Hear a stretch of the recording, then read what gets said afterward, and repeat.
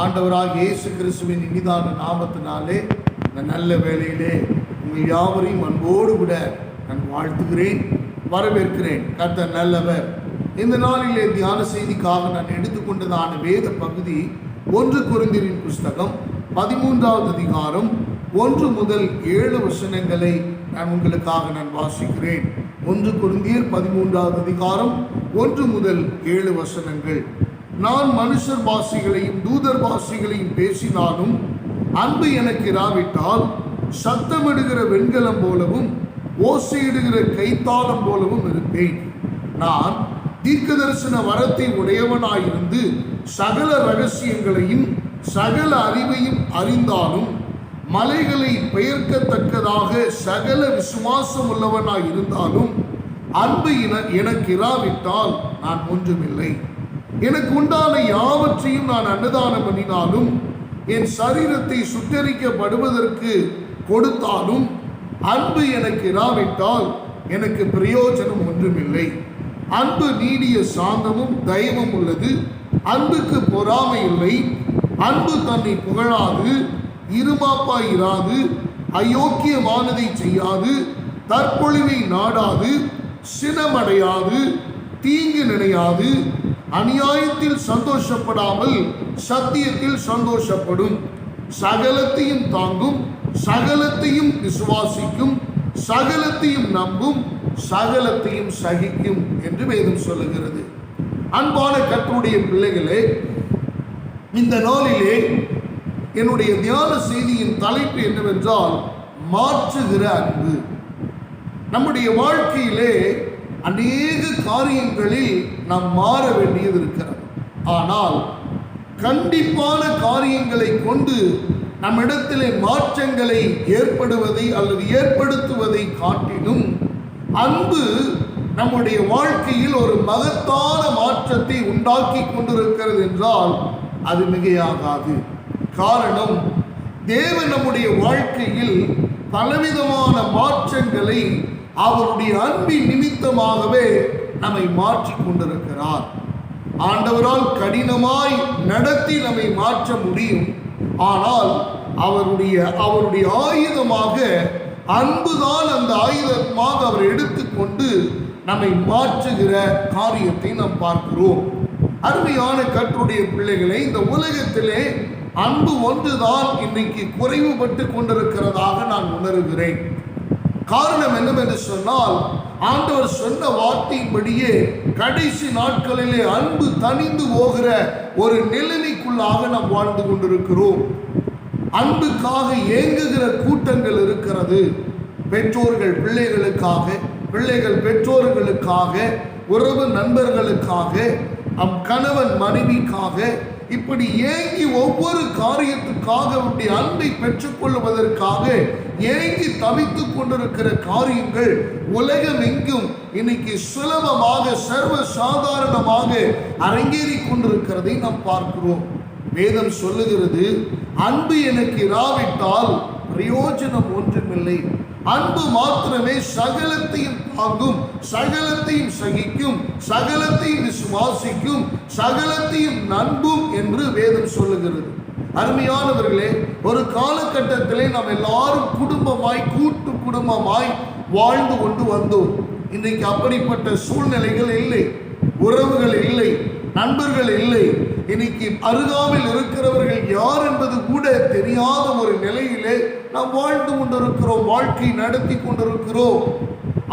அவர்களுக்கு என்ன சம்பவம் நடந்தாலும் அருகாமையில் இருக்கிறவர்களுக்கு அதை கண்டுகொள்ளாத ஒரு நிலையிலே நமக்கேன் இந்த வம்பு, நமக்கேன் இந்த ஆபத்து, நமக்கேன் இந்த காரியம் என்பதாக நம்முடைய வாழ்க்கை பயணத்தை நோக்கி ஓடிக்கொண்டிருக்கிறோம்.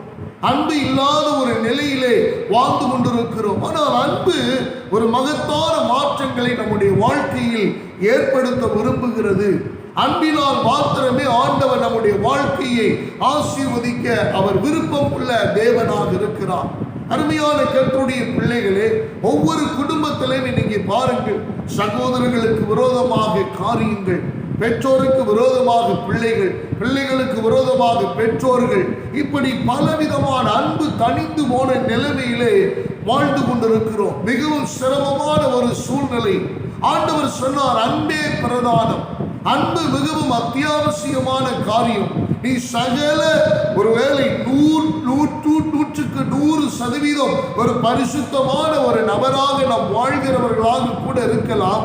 ஆனால் அன்பு இராவிட்டால் நமக்கு பிரயோஜனம் ஒன்றுமில்லை. என கருமையானவர்களே, இந்த செய்தியினுடைய நோக்கம் நாம் எல்லோரையும் நேசிக்க வேண்டும் என்பதுதான். அந்த அன்பு நம்முடைய வாழ்க்கையில் பரிபூரணப்பட வேண்டும் என்று ஆண்டவர் விரும்புகிறார். நாம் எல்லோரையும் நேசிக்கக்கூடிய, அன்பு செலுத்தக்கூடிய நம் ஒரு வாழ்க்கை வாழ வேண்டும். ஆண்டவர் நம்முடைய வாழ்க்கையிலே எதையும் எதிர்பார்த்து அன்பு செலுத்தவில்லை. ஆண்டவர் எதையும் எதிர்பார்க்காமல் அவருடைய ஒரு மகிமையான அன்பை ஆண்டவர் நமக்கு கொடுத்திருக்கிறார். ஆகவே நாம் அந்த அன்பை அநேகருக்கு பகிர்ந்து கொடுக்கிற அல்லது எல்லோரிடத்திலும் அன்பு செலுத்துகிற ஒரு அற்புதமான ஒரு வாழ்க்கை வாழ்வதற்கு நாம் பிரயாசப்பட வேண்டும் என்பதுதான் இந்த தியான செய்தியினுடைய நோக்கம். அருமையான கர்த்தருடைய பிள்ளைகளே, ஆகவே ஒவ்வொரு குடும்பத்திலும் இன்னைக்கு பிரிந்து கிடக்கிற நிலைமை, பிரிகிறதான ஒரு சூழ்நிலை, அன்பு இல்லை, பொறாமையோடு கூட இருக்கிறது. இன்னைக்கு அவர்களுக்கு அதிகமாய் போய்விட்டது, எனக்கு குறைவாக வந்துவிட்டது என்கிறதான இந்த பொறாமையின் உணர்வுகள் அவர்களுடைய தேவைகள் சந்திக்கப்படாததினாலே அவர்கள் அதை பொறுத்து கொள்ள முடியாதபடிக்கு அவர்களுடைய அன்பு தணிந்து போய் கிடக்கிறது. அருமையானவர்களே, ஒரு உதாரணத்தை கொண்டு இந்த தியான செய்தியை நான் இன்னும் சற்று விளக்கமாய் உங்களுக்கு கூறி நிறைவு செய்ய விரும்புகிறேன். என்னவென்று சொன்னால், ஒரு நல்ல குடும்பம் இருந்தது. அந்த குடும்பம் அழகான ஒரு குடும்பம், எந்த விதமான சண்டையும் சச்சரவும் இல்லாமல் வாழ்ந்து கொண்டது. குடும்பமானால் சண்டையும் சச்சரவுகளும் மிகவும் இயல்பான ஒரு காரியம். எல்லா நேரமும் சுமூகமாகவே போய் கொண்டிருக்கும் என்பது கட்டாயம் அல்ல. எப்பொழுது வேண்டுமானாலும் கோபங்கள், தாபங்கள், சண்டைகள், சச்சரவுகள், சில பிரச்சனைகள், சங்கடங்கள், வருத்தங்கள், இவைகள் எல்லாம் வந்து போகிற காரியங்கள். ஆனால் இவைகள் எல்லாம் பாரமாய் எடுத்துக்கொண்டு அவைகள் எல்லாம் நாம் சுமந்து கொண்டு போகிற ஒரு சூழ்நிலைக்கு நாம் தள்ளப்படுவோமே. ஆனால் நம்முடைய வாழ்க்கையில் அன்பு கிரியை செய்யாது. இப்படிப்பட்ட சூழ்நிலையிலே அந்த குடும்பம் அழகாக வாழ்ந்து கொண்டு வந்தது. திடீரென்று வழக்கமாய் வருகிற சண்டைதான் மாமியாருக்கும் மருமகளுக்கும் ஒரு சிறிய பிரச்சனை. அந்த பிரச்சனையை அவர்கள் கலந்து ஆலோசித்து பேசி முடித்து விட்டிருக்கலாம். ஆனால் அவர்கள் செய்யவில்லை. இந்த காய்மகாரம், இந்த அவர்களுக்குள் இருந்ததான அந்த கசப்பு உணர்வு, அந்த பகைமை உணர்வு நாளுக்கு நாள் வலுப்பெற ஆரம்பித்தன. இதற்கு எப்படியாகிலும் ஒரு முடிவு கட்ட வேண்டும் என்று சொல்லி மருமகள் ஒரு சாமியாரை அணுகினான்.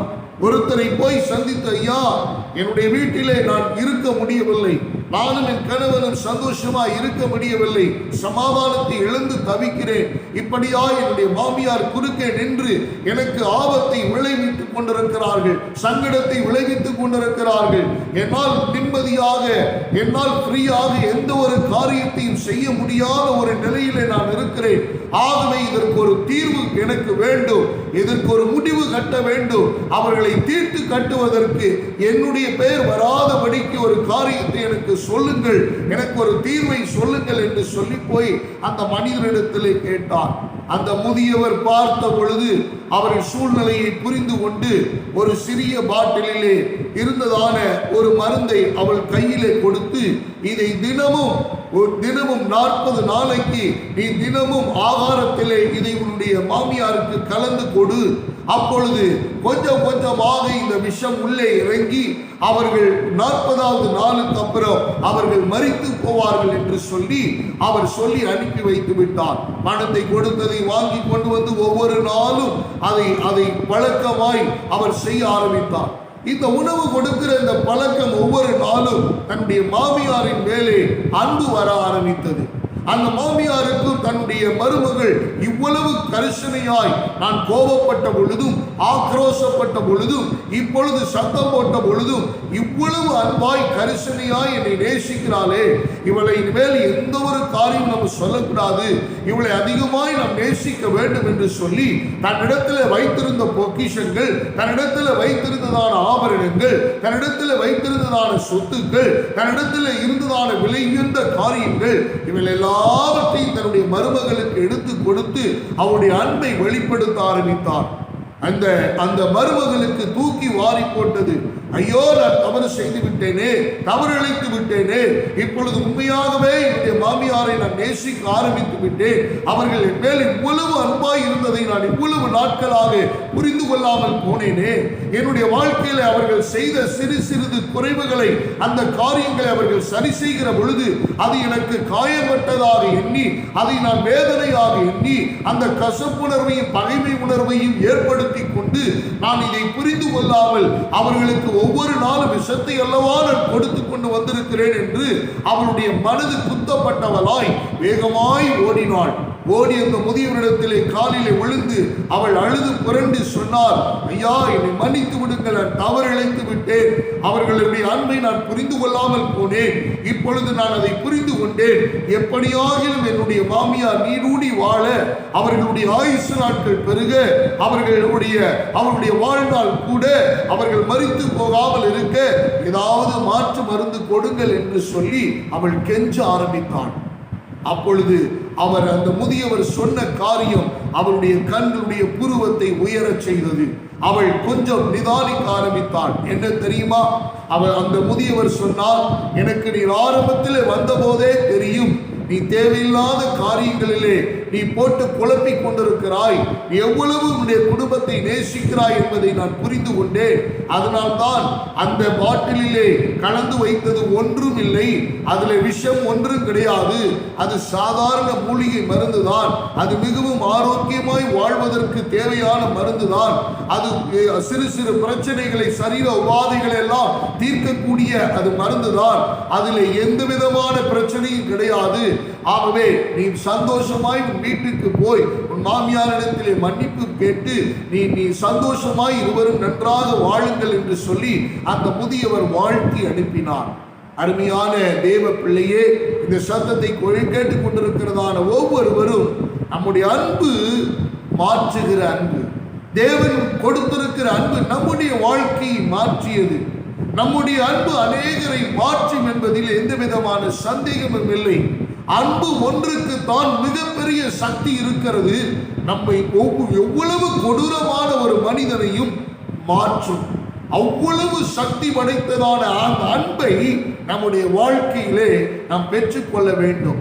இனி ஒவ்வொரு நாட்களும் நம்முடைய சுற்றுப்புறத்திலே, நம்முடைய உறவுகள் நடுவிலே, நம்முடைய குடும்பத்தின் நடுவிலே அன்புள்ளவர்களாய் அன்பை வெளிப்படுத்தும். சிறு சிறு சச்சரவுகள் வந்தாலும், சிறு சிறு குறைவுகள் ஏற்பட்டாலும், சங்கடங்கள் ஏற்பட்டாலும் அதை பாரமாக எண்ணிவிடாதபடிக்கு அதை நாம் அவ்வப்போது அதை சரி செய்து கொள்வதற்கான முயற்சிகளை நாம் எடுத்து இந்த அன்பை நாம் பெற்றுக்கொள்வோமானால் அன்பு நம்முடைய வாழ்க்கையிலே பரவசத்தை ஏற்படுத்தும், நம்முடைய வாழ்க்கையை மாற்றும், ஆசீர்வதிக்கும், உயர்த்தும் என்று நான் இந்த வேளையிலே உங்களுக்கு மாற்றுகிற அன்பை குறித்து நான் சொல்லி இருக்கிறேன். கர்த்தர் தாமே இந்த வசனத்தை கொண்டு உங்களையும் என்னையும் ஆசீர்வதி